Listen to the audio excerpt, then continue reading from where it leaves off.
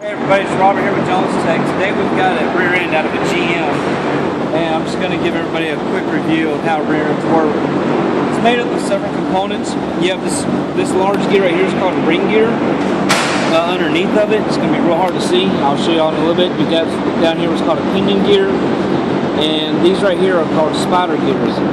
How a rear end works is as your drive shaft turns, the pinion gear turns onto the ring gear and causes your axles here to turn your wheels. As you're going around the corner, one wheel travels faster than the other. How the spider gears work, and I'll show you so you can get a better look at it, is as this wheel is turning slower, this wheel is turning faster, and allows these gears to turn.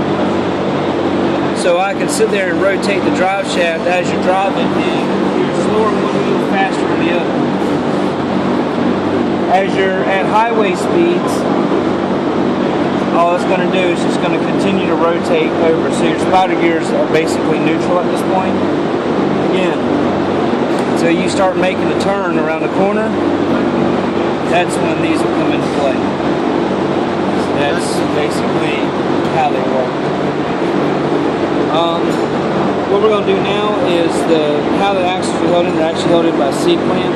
We went ahead and took those off. We pointed out what they look like. These are right here, just to expedite the film. Another thing that we have here is yellow paint on this.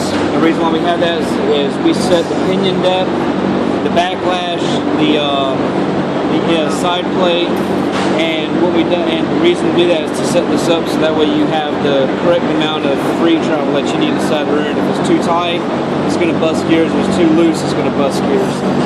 And I'll show you how the shims look and everything else. But right now, I'm just going to go ahead and pull the axle out a little bit. Rotate this.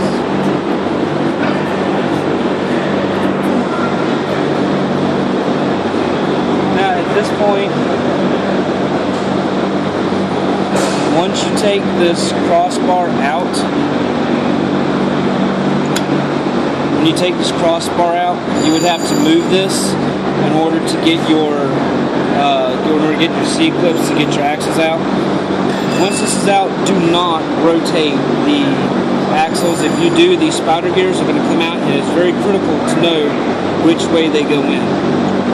Once gear teeth are worn into a certain pattern, you start messing with that pattern, you're going to end up having a real bad day because it's going to end up chewing teeth and stuff.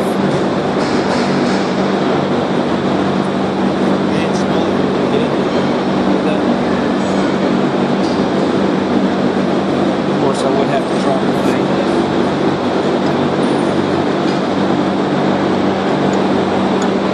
There we go.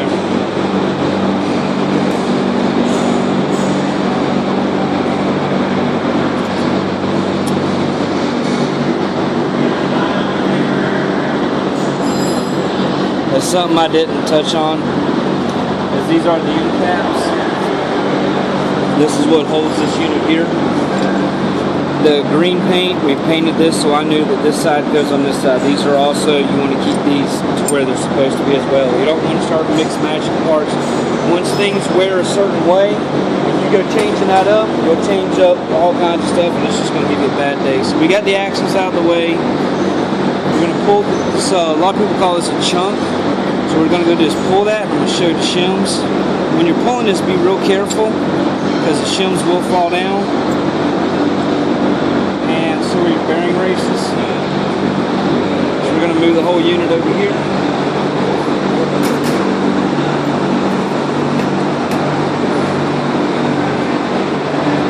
How we line everything up is by these shims here. This is just the top plate, the bottom plate, the housing. Each shim is a different measurement, and how you tell to get the right one is once you put this in here, you use the marking paint and you mark where your teeth land from the pinion gear here onto the teeth here, and you measure that up. And the idea is to get these two marks, top and bottom, one's your torque, one's your coast, to get these to line up in the middle. If you have one on the toe and the other on the heel, you're going to have uneven wear. It's going to cause the gears to wear out quicker than what they're supposed to. And how you do that is as you adjust the pinion depth with shims, you you also adjust these with shims as well. So you got to get 3 different ways to do this. It's basically a wedge, so that's where you got to have your measurements are very critical. The other way to get this off too is once you get the chunk out, you need to get this out.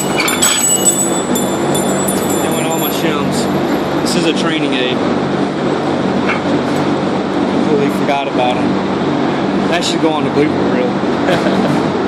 Take this nut off here, this yoke will come off, and then you just take the pinion out. So you want to make sure you want to hold this down. If not, your pinion's going to slap the ground just like all my shims did. You're going to chip something and then you're going to be mad. Other than that, that's really basically about it. My name's Robert. Have a good day.